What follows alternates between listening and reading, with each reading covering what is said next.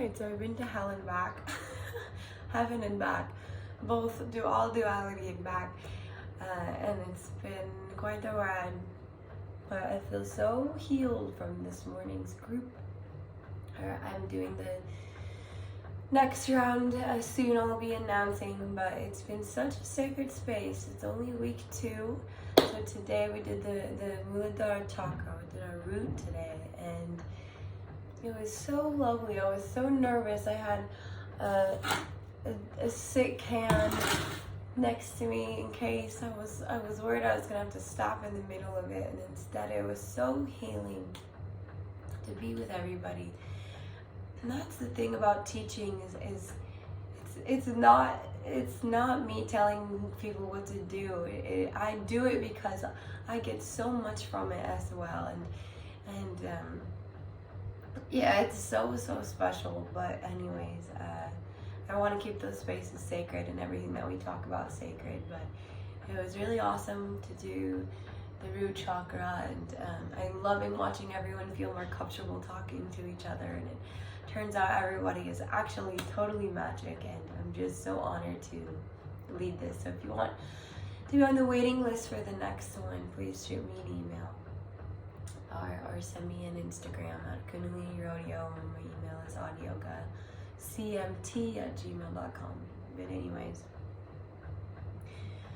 so what happened to my mouth and my teeth? I chipped my teeth. And I was thinking I was gonna have my like Bridget Bardot moment when I got to France next. France is next on the list, but I look like a hillbilly, and that is just honestly. You see, my teeth are chipped. It's okay. It's like really easy to fix them, but I have to wait till I get home in the States to do it. I don't know, it's kind of cute, I guess. It's just my little Indian story, but I got really gnarly food poisoning or water poisoning, or in Mexico you call it Montezuma's revenge, so I'm calling it Ganga's revenge, even though it's the most sweet and lovely river, holy river. But there's something about purging that is absolutely holy and a medicine. And so anyways, I was really sick and lost control of all bodily function more than once. Just it was wild, and so I think just the combination of having really low blood sugar, and I just didn't want anything in my body, and I probably should have had like some sort of natural sugar or something. But anyways, I think my blood sugar just totally dropped, and I passed out twice. I had a seizure twice, and I used to have them. I used to faint a lot. It's part of my reason that I do yoga and call myself self-healed, comparatively speaking to how I used to feel. So it was terrifying to feel like, oh no, like I recognized that feeling as I was starting to go down, like, oh no, I've been here before. But it's really euphoric at the same time. It's very blissful when you wake up out of it. Seizures or fainting, it's kind of like your vagus nerve just resets. And since the issues were in my gut, it makes sense. And so one of the times I passed out, I fell backwards and I landed on my bed. Totally fine. I woke up sweating, and then somebody happened to be knocking on the door, checking on me because I didn't go to class. And we've established that I'm a teacher's pet, so it was a questionable behavior. And so yeah, she checked on me, and I woke up, and yeah, I was in this big pile of sweat, and I didn't know what was going on. But I came from this dream state, and it was really honestly like beautiful. I was just in this wonderland of geometry and light and colors, and there's sounds, and your ears really ring, and I was just like, Jesus, is that you? And And then anyways, she came, saved me, gave me some electrolytes, went back to bed. And then I had to get up again because I had to go pee. And then sure enough, I woke up on the floor of the bathrooms here are not nice. And it was really scary actually. Like I'll downplay it because I just am a hyper positive person, but I felt very, very, very alone in that moment. Like, oh my God, and I couldn't move. Like I was stuck on the floor even though I was regaining consciousness. And then first thing I noticed was this little tiny worm in the crack of the tile, and it was just like inching along. And then the second thing I noticed was blood. And so anyways, I landed on my teeth, and my teeth went through my lip. And it's already so much better. Like, I thought I was gonna die, and I'm talking to you like 2 to maybe 30 days later. So yeah, the body is so resilient. It is never ever working against you. It is always trying to heal you, and that I know. But sitting there in the ground again, I was like, you know, regaining consciousness, but coming from this very euphoric place. And they talk about, like, you know, in shamanism, that certain people of the tribe would have visions, and they would convulse, and they would shake, and they would have seizures, and so because they would go to these other realms, they would leave their bodies. And I think that's kind of my body's strategy, is that when it's in excruciating pain, and my little spirit just, or big spirit, just leaves. It's just like, I'm gonna wait till you are, you know, your body does its thing, and then we'll come back. And so that's kind of what happened. And anyways, I was pretty frozen, and got up slowly, took a cold shower, and then I started feeling like I was gonna faint again. And my phone is of course like not in the bathroom, and I didn't know where it was, and I started to just kind of crawl back to my bed, and I got to the edge of my bed, which is very low. You're sitting on it right now. It's not the highest thing. My suitcase is taller, and I was so weak I couldn't like get myself into my bed because I was on the floor. And I had this, we did this prayer before, and I got this book called Tantric Jesus, and so I'm studying the Taoist arts. I graduated. I have 3 days off, and I'm already reading a bunch of books. I baffle myself sometimes with the need to know the knowledge. But anyways, I got this Tantric Jesus book, so I've been reconnecting with that sacred brother energy.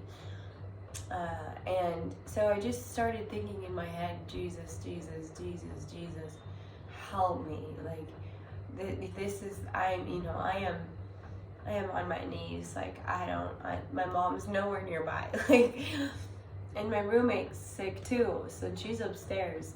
I keep calling her my roommate, April. But we don't have the same rooms anymore, and she was super sick, so yeah, I felt very alone. And I swear to you guys, angels, like something, call it like cortisone release or something, but I was picked up and put into my bed, laid down, kissed on the head, and then I fell asleep, and then I was okay. And then my body started to really go into the healing process, and I'm so grateful. I'm so grateful to be alive. And that's the thing, like, anytime you're sick, like, it's also an opportunity to appreciate being alive. Like, I can't believe I'm breathing right now. And I've had an experience that was sort of similar, and I've tried spirit molecule one time in my life, DMT. And I don't actually recommend psychedelics if you're doing Kundalini. I don't think that it should all mix and mesh. But anyways, I mixed, And it was a lot like that, like where in the dream state, at least my experience, and I know people have different experiences with medicines, but anyways, in that experience, I was a lot more conscious of, and I can recall more than when I was just passed out on the ground. But there was a moment where I had to look down at my body and decide if I wanted to go back into it. And I did not want to go back into it at all. I was like, nope, no, it's really dense down there. Like, I really like it. This is great. This is bliss. In April, actually, she was leading me through the journey. And she started like talking to my spirit from the other side and coaxing me back into my body. And so I had to make that choice, and a lot of the reason that I came back was because I remembered that I have a family, and I also mostly remembered that I have unfinished business to do. I felt like my mission here on earth is not complete, and so that was the reason that I came back in. So I had a similar experience. Like after seizing, I was like, okay, like come back in. Like I know your body feels like absolute hell right now, but you gotta go through it. And I hope that these experiences are simply just so I can say to other people, like our bodies love us. Our bodies are working for us. The breath in our lungs is really sacred, and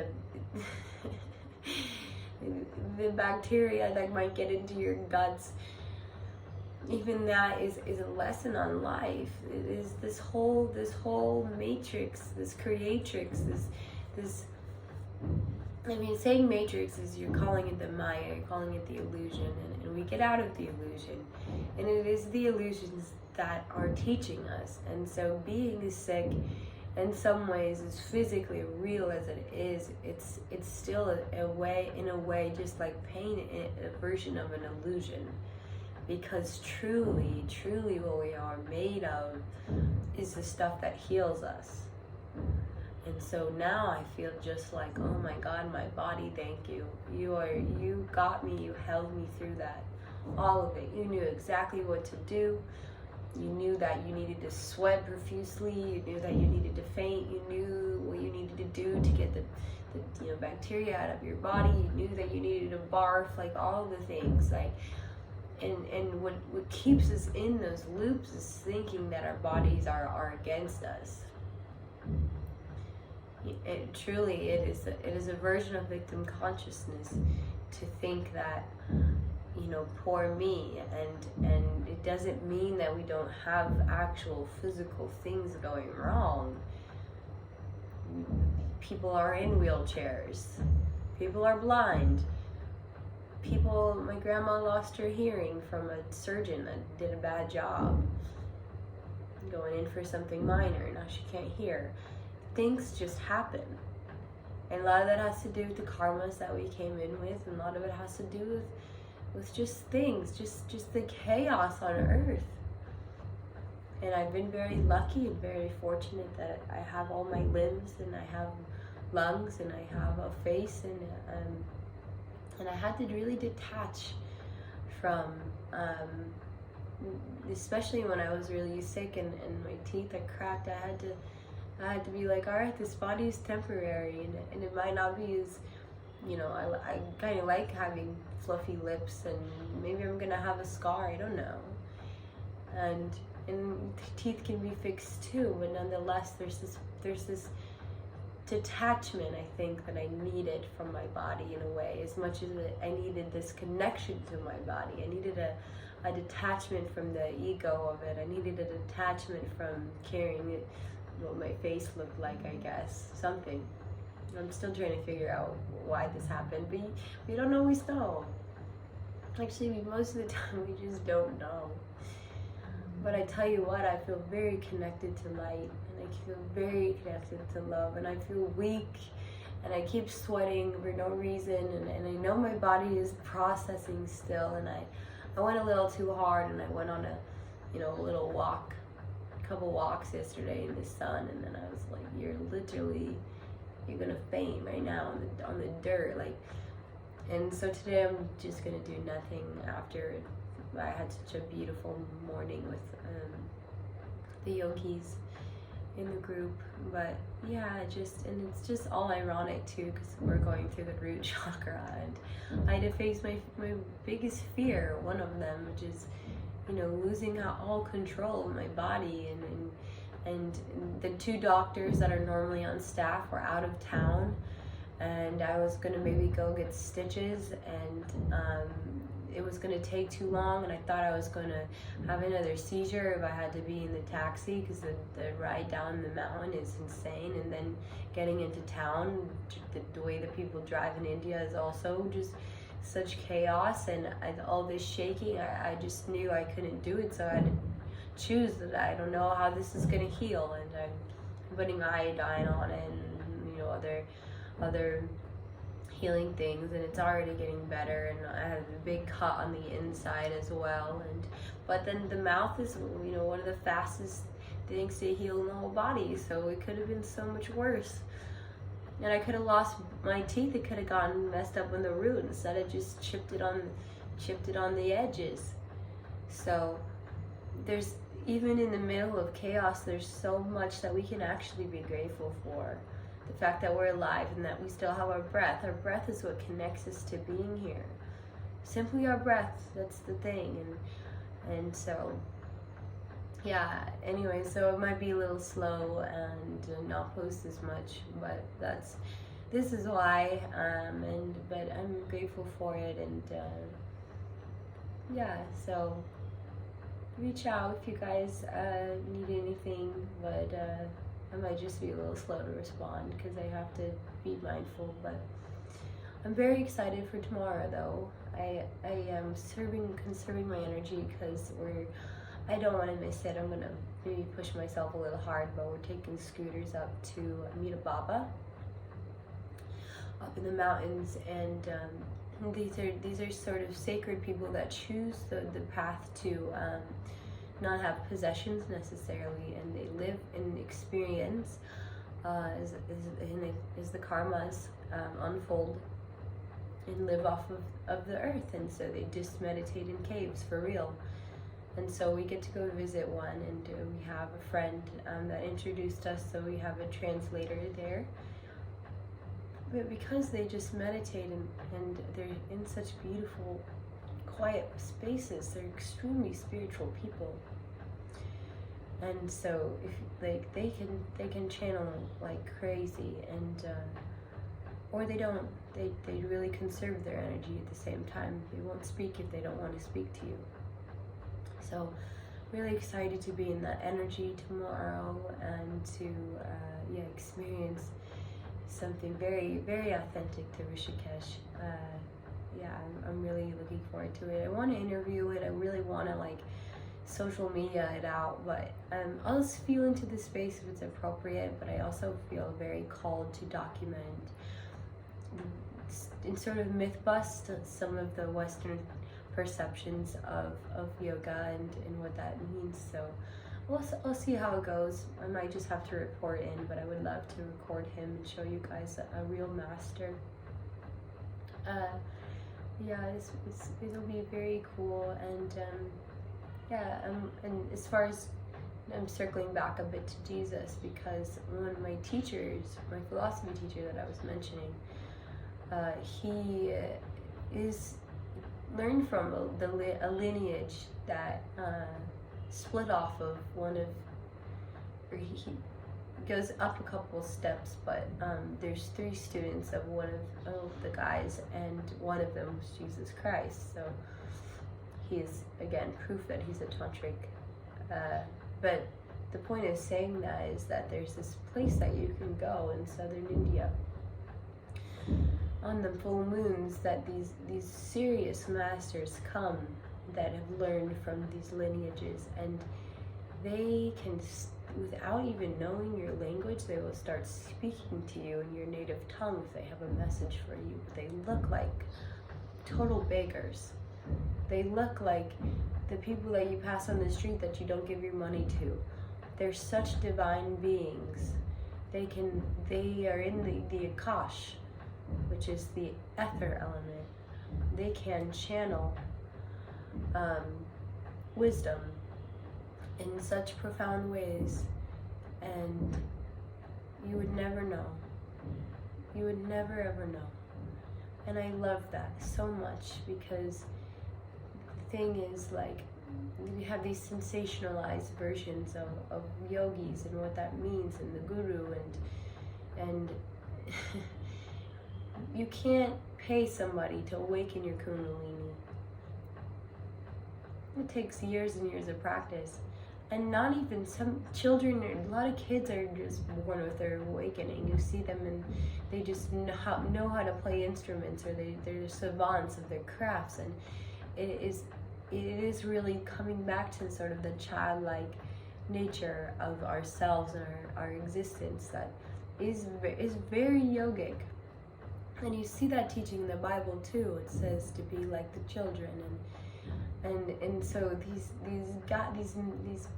yogis up in the mountain, like, their faces are weathered, but their spirits are like giggly and bubbly and like kids. And there's this other enlightened being that they call her Ma, and one of the very few female gurus, and she was so childlike and so blissed out all the time, and people would come and listen to her teachings, but she was so blissed out that they'd have to treat her like a baby. Like, they'd have to remind her to eat, they'd have to remind her to shower, they'd have to spoon feed her, remind her to go to the bathroom. And it's just very interesting, like the human development and the conditioning and all that. It's like, in some ways we return to nature just as we came. We died. Eventually your clothes decompose. We came here naked, we leave naked. We start with the breath, we end with the breath. And I think that's just what I'm really learning. And I finished I finished my program here for Kundalini training, and it was, what was most impactful was the relationships that I made. It was sharing meals with people. It was the divine conversations. It was it was just all the synchronicities. It was just that we're all going through the same thing, and the human condition is really hard, and there's a lot of suffering, and yet here we are, and we're breathing. And isn't that just so wonderful that life brought you here, and you're going through hell and back, and I'm going through my own version, and it's just all for purpose, even though sometimes it sucks. And that's the thing, sometimes it just sucks. And the way that we get through that suffering is realizing that it's happening for you. Nothing's ever happening to you. It really speeds up the process to get to the other side, which is we end up rising again. We fall and then we rise. So, yeah, I might not have my Bridget Bardot moment in France. Although my gap tooth is coming in, so I'm close. That's silly to say, but it's okay. I'm okay, I'm alive, and I got to call my mom and tell her that I love her, and got to call my dad and tell him that I'm alive and I love him, and yeah, so hug a relative, hug yourself, hug a tree, and know that you are held, and that whatever you're going through, if you're going through something, it almost means for sure that you're going to rise, because that's also the flow. Everything's a flow, everything's a spiral. So yeah, one more time, if you guys have any interest in joining the groups, it's so special. I'm so glad that April woke up from the middle of her nap and said, you need to do pods, mentorships. It was like, when? Like, in 2 weeks. I pushed it to 3 weeks later, but it's cool to answer the call and to have it go well. I'm really, really grateful. And I'm gonna go put on a bunch more chopstick now. Or not chopstick, it's just literally vitamin E and everything else. But, alright. Namaste.